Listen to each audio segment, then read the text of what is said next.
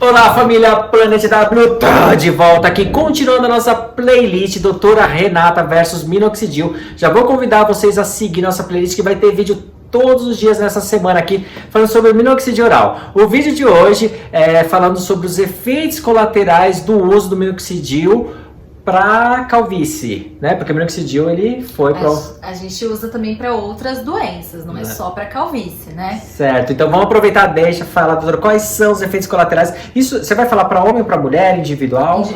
Tanto faz, né? Uhum. O minoxidil, o que a gente mais observa é que realmente ele pode aumentar, ele é uma medicação que a gente vai usar sistemicamente, então ele pode agir no corpo todo, ele pode aumentar a espessura dos pelos, tá? Do corpo todo. Isso, em alguns momentos, pode ser bem-vindo. Por exemplo, o homem que quer engrossar a barba, né? Mas para as mulheres acaba sendo uma questão. Eu percebo principalmente o aumento de pelos do rosto e do tronco, tá? Costas, região do peitoral, enfim, tá? Braço também.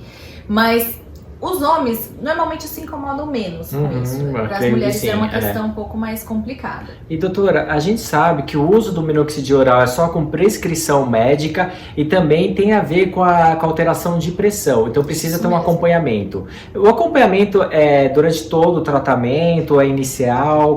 Todo o tratamento. Normalmente nos primeiros meses eu peço um acompanhamento mais precoce, tá? Normalmente os pacientes que estão fazendo uso de minoxidil oral, eles estão na clínica a cada 15 dias, uma vez ao mês.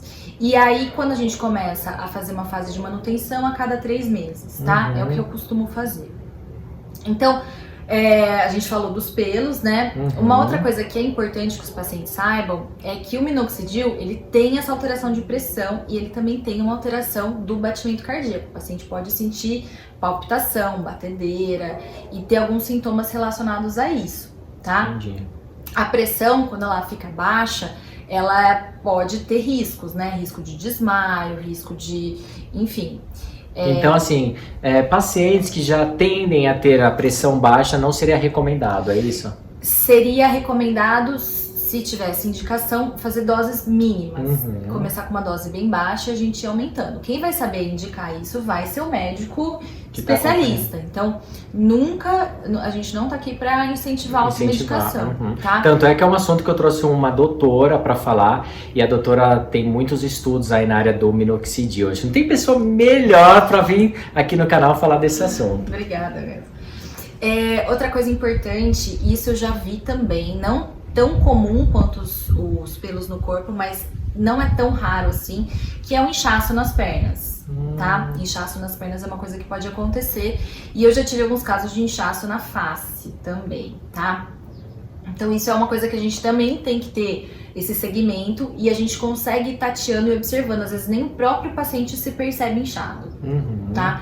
Então por isso que é importante sempre ter esse segmento. Eu percebi, doutora, inicialmente eu comecei a usar numa sexta-feira, eu lembro, que até mandar manipular, e no final de semana eu tive um pouco de enxaqueca, e eu não costumo ter. Né? Eu só tenho enxaqueca quando eu não tomo café, que eu já tô aí no... Mas aí eu tive... Não é o caso, você tinha tomado bastante. Não fixei. Sábado eu fiquei com muita enxaqueca, eu vi que ficou no domingo e eu comecei, gente, só pode ser o minoxidil. E eu falei, até pensei comigo, se na segunda continuar eu vou interromper. Aí na segunda passou, foi inicial, isso? Alguns efeitos colaterais, quando a gente insiste um pouquinho, podem melhorar, podem se amenizar, tá?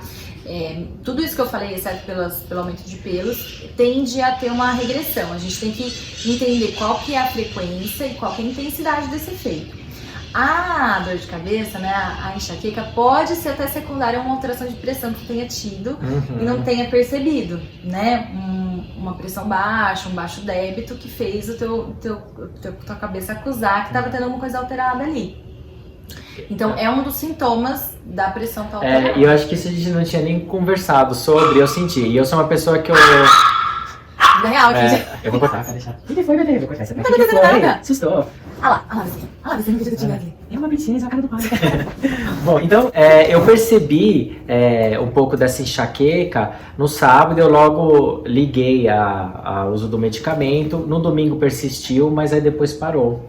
Eu acabei nem entrando em contato com você, que eu vi, eu falei assim, deve ter sido uma adaptação. Minha família tende a ter a pressão alta, então eu já fico mais tranquilo com elas, mas agora eu tô super de boa, super adaptei e estou super gostando aí do uso do minoxidil oral.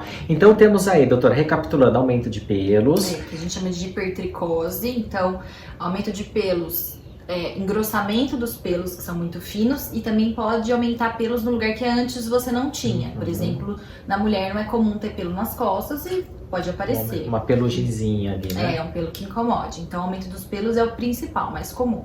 Aí alteração de pressão. Alteração de pressão, então a queda da pressão é o mais comum, tá?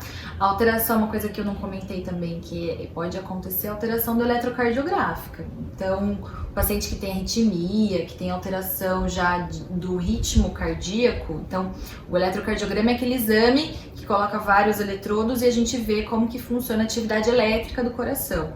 Como é uma medicação que tem a função de ser vasodilatadora, o que quer dizer isso? Ela expande o vaso do paciente, então é legal expandir o vaso porque vai chegar mais nutriente no cabelo, tá? Mas também vai alterar ali como o funcionamento de todo o sistema circulatório. Então, são algumas contraindicações. Então, pacientes também temos aí a arritmia, né? A pressão, o inchaço e aumento de pelo, é isso? São os principais. Entendi. E a dor de cabeça, né? A dor de cabeça, também.